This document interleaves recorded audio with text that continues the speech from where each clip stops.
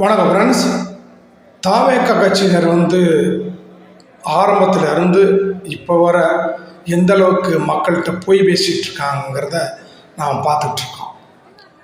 குறிப்பாக முதல்வர் விஜய் அவர்கள் சொன்னது திமுக ஒரு தீய சக்தி, அதிமுக ஒரு ஊழல் சக்தி, இவங்க மட்டும் தாவேக மட்டும் ஒரு தூய சக்தியாக.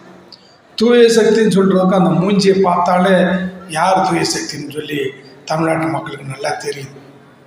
ஏன்னா இன்னைக்கு முதல்வர் விஜயோட பிறந்த நாளுக்காக அமைச்சர் குஷி ஆனந்த் கலந்து கொண்ட ஒரு நிகழ்ச்சி. அந்த நிகழ்ச்சியில் பார்த்தீங்கன்னா மின்சார திருட்டு, சரியான திருட்டு சக்தியாக இருந்திருக்காங்க அவங்க.